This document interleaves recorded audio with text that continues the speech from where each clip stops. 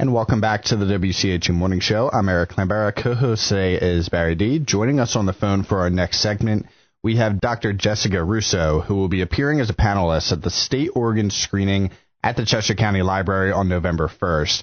A little bit about our guest. Dr. Russo is a clinical psychologist in Philadelphia and the mental health advisor and board member for Doctors Against Forced Organ Harvesting, a nonprofit dedicated to exposing illicit organ harvesting in China. She also serves as a volunteer faculty with Jefferson Health's Department of Psychiatry and Human Behavior and has spoken widely on the Chinese Communist Party's persecution of Falun Gong practitioners and other prisoners of conscience.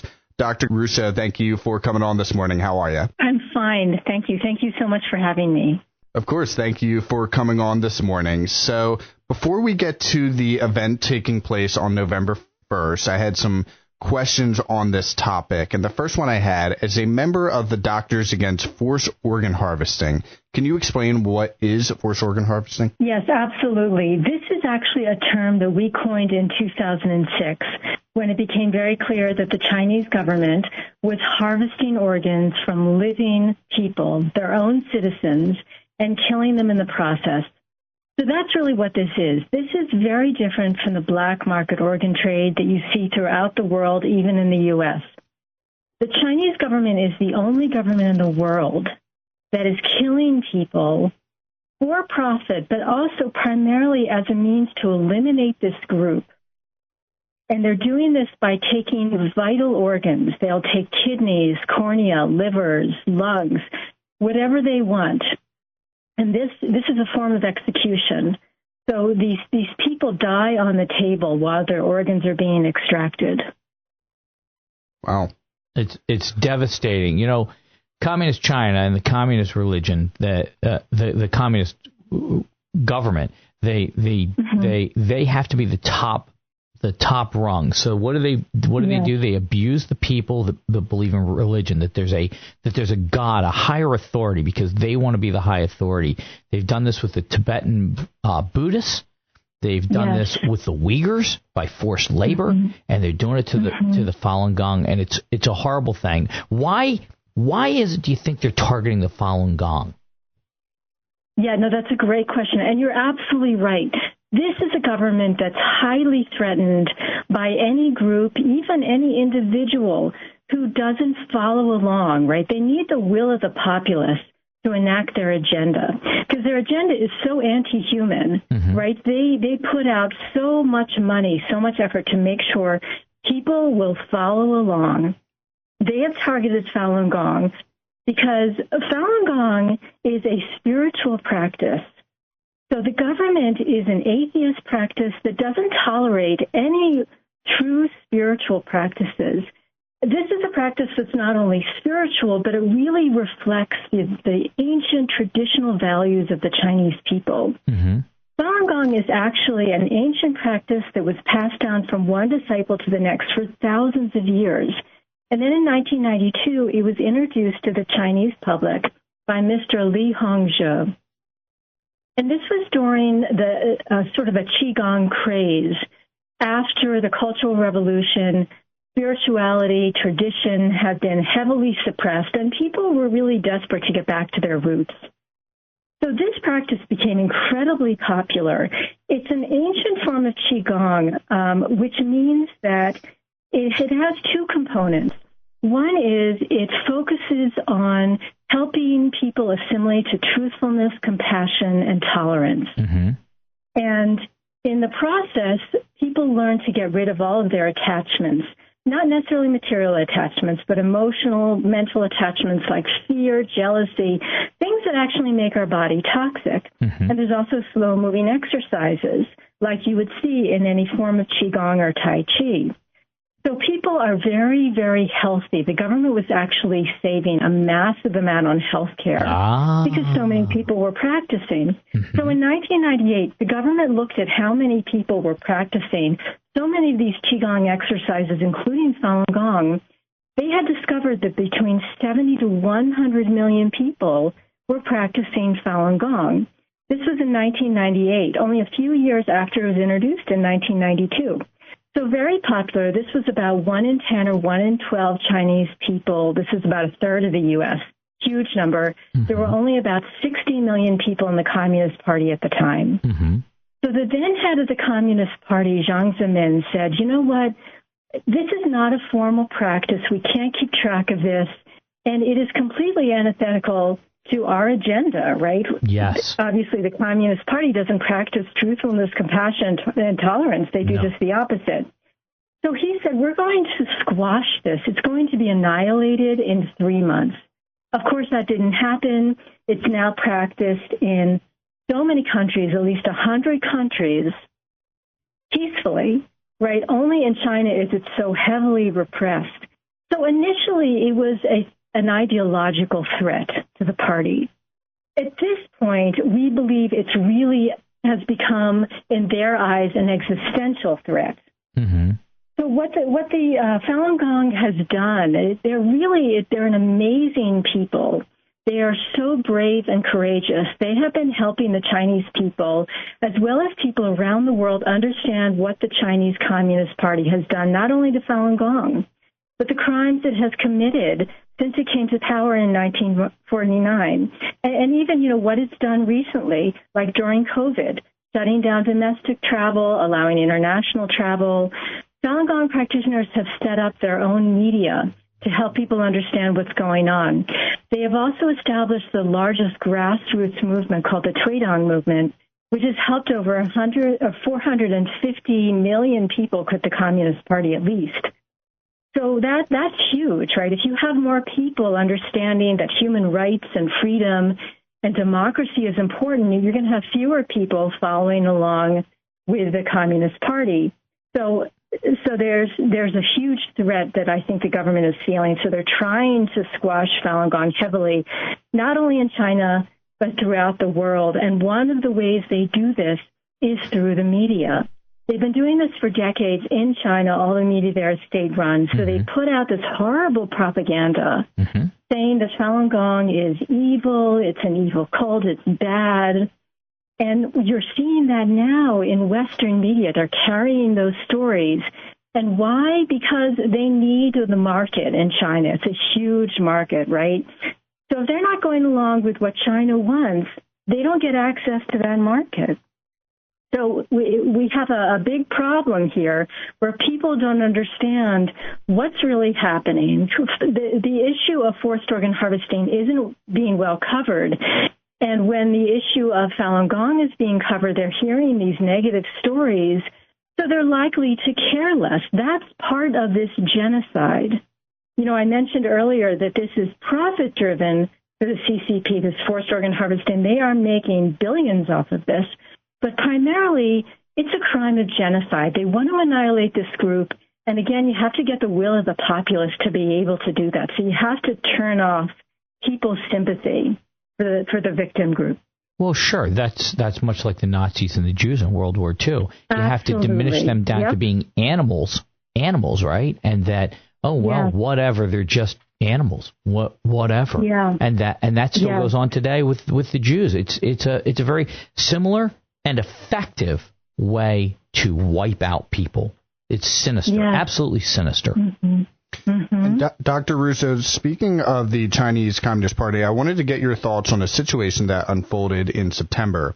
So just recently, back in September, the leader of China and Russian President Vladimir Putin were caught on a hot mic talking about achieving longevity through organ transplant. What's that all about? Yes, that was so fascinating when that came out. Really telling. One, it was really an inadvertent admission that forced organ harvesting is happening, because if you're talking about continuous transplants, you're talking about a large available donor base. No ethical system has this. In the United States, you have to wait for months or years. Sometimes you die waiting for an organ. It's really hard to get a good match. It has to be the right blood type. The organs have to be healthy. So you wait a long time in an ethical system, but in China, you can get an appointment to get heart in 2 weeks. So that's what you were hearing in this conversation. And it's a reflection of the values of the Communist Party. that they would be okay with killing human beings to serve the elite. That's what this is about. This is what communism, any dictatorship is about. Human beings, their own citizens, are not seen as people. They're seen as objects, pawns, to serve the elite. And that's what this is. That's what is going on in China. So there's a program, actually, that's been around, formally announced in 2005. It's been around for several years. That's about helping the elite become more healthy. And one of the focuses is on organ transplants. So a lot of these organs that are being taken from Falun Gong practitioners are being put into these Communist Party leaders so that they can live longer, they can be healthier. But that's not what this really is about, organ transplant. This is about saving people's lives. It's not about helping people to live longer lives or even live forever, which was suggested in this discussion between Putin and Xi. And you mentioned that, and it mentioned in the discussion that they said humans could live to 150. That's correct, right? Yes. Mm-hmm. And that's exactly what they talk about in this program, to serve the elite, to make sure that they can live longer. Mm-hmm. That's a ridiculous belief. I mean, yeah. What are you going to replace the brain? Everything ages, it hardens. How do you replace a circulatory system? They're idiots even thinking something like that. You know what you're doing? You're putting a brand new motor into a worn out chassis, and it's other things are going to fail. Even that's diabolical and insane that they even believe something like that. That just shows the driven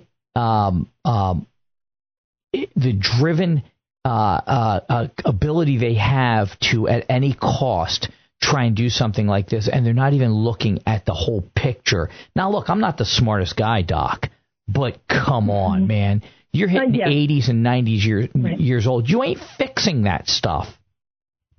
Right. Yeah, I mean, it's not just that it's not based in reality. You are absolutely right. There's no science to back this up. It is a ridiculous idea. But even more importantly, I think, and even more dangerously, is this idea that you can just do this. You can just keep taking organs from people, innocent people who have done nothing wrong, who are in fact doing such good things for China, just trying to become better people, which is good for all of us. Mm-hmm. It's just a horrible, horrible idea. But this is not a surprise. And yet we have been trading with this country for decades now. And we're not able to pull away in so many ways because of the financial incentives. It's an addiction. The transplant.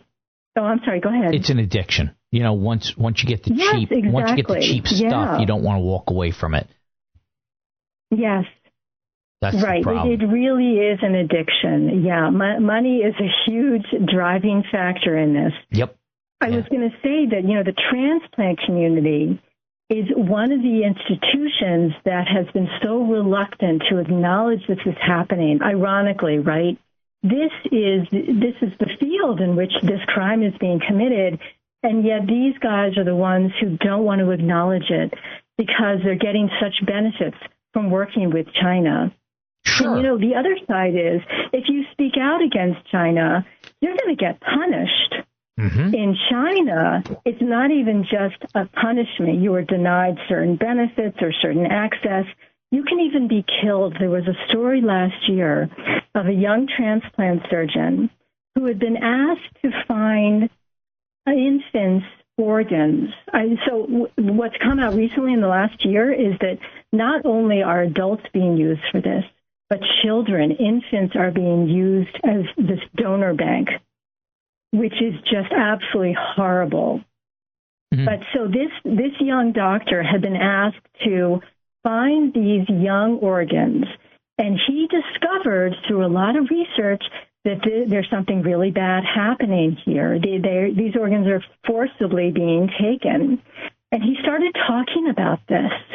And within a month, Apparently, he jumped out of a window and died, but there were no indications of suicidal ideation. It's so clear that the government did this because over and over we hear these stories when the government is challenged and news gets out, they are mysteriously killed. They mysteriously die. In China, that's actually far more common. People jumping out of windows. It's if you start looking at it, it's very common.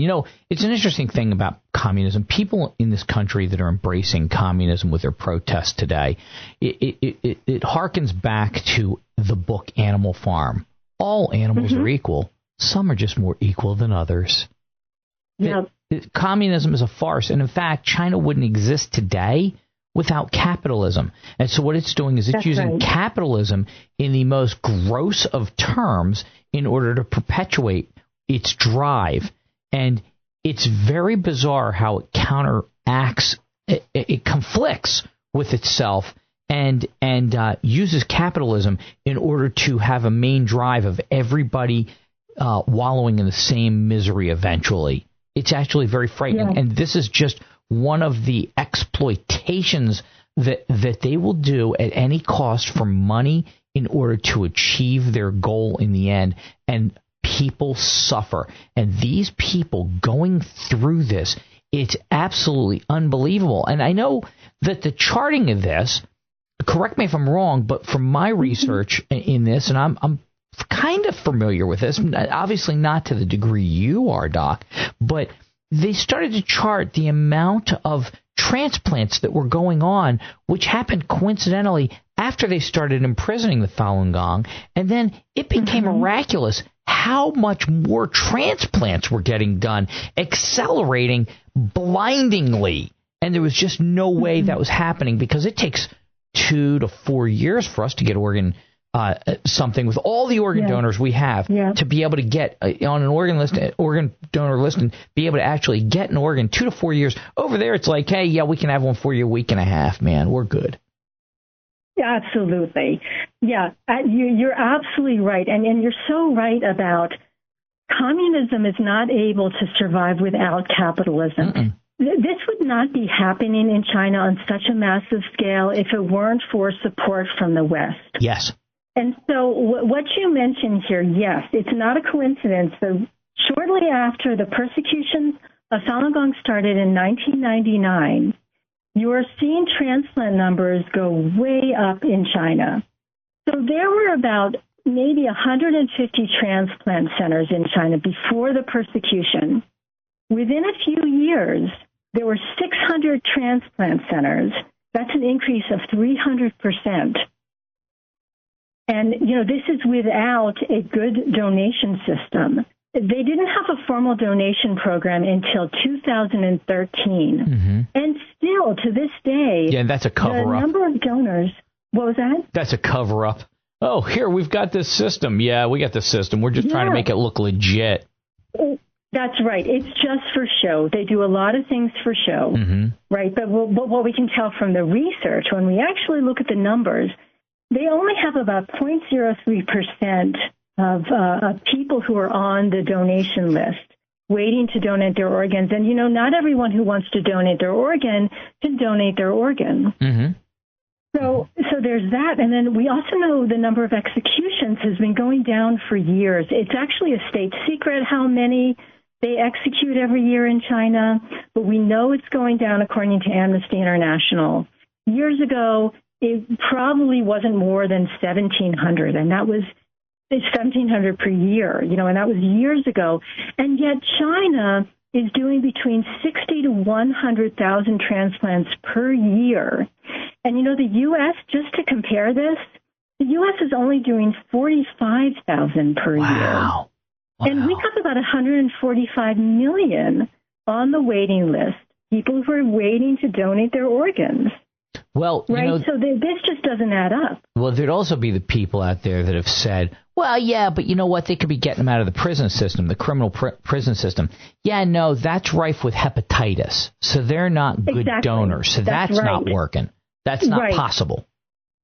Yes. Our estimate is that maybe only about 30% of organs from criminal prisoners are viable, right, because of hepatitis, AIDS, drug use, all sorts of things that make your organs unhealthy. And again, Amnesty International has estimated that the numbers of executions are going down. So that does not account for the 60 to 100,000 transplants being done every year. And this evidence goes back to 2016. There were 3 people who got together, and this was based on an earlier investigation from 2006 when this first came out. These 2 Canadians, a human rights lawyer named David Matas and a former Secretary of State of the Asia-Pacific region, David Kilgore, were asked to look into this. They weren't paid anything. They had no affiliations to Falun Gong. And they discovered, and it was at least 34 pieces of evidence, that yes, this is happening, and primarily to Falun Gong practitioners. And one of the first pieces of evidence was the boom in transplant industry in China after the start of the persecution, without any substantial donation system and with executions of criminal prisoners going down. Wow. It's unbelievable. Yeah. Tell us about this movie that people can learn more about this. This is fascinating. Yeah, this movie is incredible. It really is a wake-up call for people because so many people are not familiar with this issue, or they think that Falun Gong is not good. They get to see that not only is this a horrible crime, it's massive. The West is involved in this. And these are good people. So this is a documentary about 2 families who go searching for their family members, their young family members, who have gone missing very mysteriously. And along the way, they learn about this practice of forced organ harvesting, and they suspect that their loved ones have been victims of this. So it's very sad, but it's also very hopeful because you see people waking up to this. And it's really encouraging to screen this film and watch the audience's reactions. Not only are they shocked because they didn't know about this, but they had no idea that the West was involved, and there's actually something that they can do. There's a bill now that's in the Senate that is called the Falun Gong Protection Act. It's the first bill we have that addresses forced organ harvesting of the primary victim group. And it asks for a reporting feature so we know what's going on in China when it comes to organ transplants, a sanctioning feature. So all those who have been implicated in this practice are going to receive sanctions. And it also calls for the U.S. to no longer be involved. Because what's happening is our U.S. system is we have many transplant centers in the U.S., especially in Pennsylvania. We have many who are training Chinese physicians who will likely go back and commit these murders. And we have pharmaceutical companies, mostly based in the U.S., actually, who are providing materials for China's transplant and doing clinical trials. The same with medical supply companies. We have many of those in the West also supplying products for China's transplants. So we don't want to be involved in this. And if I can just give you a personal story, I think this is so powerful. Years ago, our organization we had a booth at the American Transplant Congress when it was in Philadelphia. And by the way, so many years we had been denied a booth, also at the World Transplant Congress. So this was a year we were able to get in, and I was there at the booth, and a well-dressed Chinese woman or an Asian woman, I didn't know if she was Chinese, she came over, she looked at our poster, and we were letting people know about what was happening in China. And she paused and she said, "You're making us look bad." And I thought to myself, what do you mean? What, you're making you look bad? I don't actually remember what I said. I was so stunned. But then she said, "We just need more time." I thought, wow, that's fascinating. Because you may remember, this is a party line. You often hear from Chinese officials when they're meeting with U.S. officials talking about human rights. Well, we just need more time. Just stretching it out. Just dog it. Just stretch it out. Right. Right. Exactly right. So I was thinking, what, more time to kill more people? What do you mean? But to me, I thought, not only is that an admission, but it's so disturbing that especially in a place like Philadelphia, the birthplace of our democracy, that we would be allowing these likely mass murderers, in our institutions, legitimatizing what they're doing, allowing them to present their data at these conferences. So we need this to stop. And there have been a couple of organizations that have come forward, made formal statements. We're starting to see more of that. We're still seeing research that's showing that this is clearly happening. But again, people are waking up, and this film is really helping to inspire people. So it's a powerful film. It's won tons of awards. Actually, when it was showing in Taiwan, it was already very well received. But the numbers of people going to the theaters completely shot up when they found out that the Communist Party was actually threatening theaters for screening this film. Oh, wow. That's how powerful and threatening this is for the Communist Party. Wow. Because anytime the truth is getting out, they get scared because their whole thing is about suppressing the truth. In order to survive, they have to keep pretending that they are not doing these bad things. And this is about exposure. But this film exposes it, yeah. That's right. It's all about exposure. God bless you. Yeah. And Dr. Russo, we really appreciate your time as well as your insight this morning. And just the last question, are you able to give the date, the time, and also you'll be a part of the panel for that. Can you just quickly discuss that as well? Yes. Okay, so you know what? This is terrible. I don't actually have the date in my head. I have it here. It's November 1st, the Chester County Public Library. Thank you. Yep. Yeah, right next to the Exton Square Mall. Yes. Well, what's left of the Exton Square Mall. In Exton, yep. Yes. Yes. Good. Thank you. Yes. Yeah, we hope everybody can see this. It's absolutely incredible. So powerful. The music is beautiful. There's a transplant surgeon who's featured in this who is crying about being a witness to this. He was in the room. He wasn't able to do the extraction on a young man, a living person. And it's just so incredible. And Dr. Russo, we really appreciate you coming on this morning, and we're looking forward to the panel and the screening on November 1st. Yeah, we love you doing this. This is fantastic. We really appreciate you getting the word out because it's such an abominable thing that they're doing to humanity. It's horrible. Yes, you're absolutely right. And thank you so much for allowing me to come on and tell your audience about this. Of course, we appreciate it. Thank you so much. Thank you.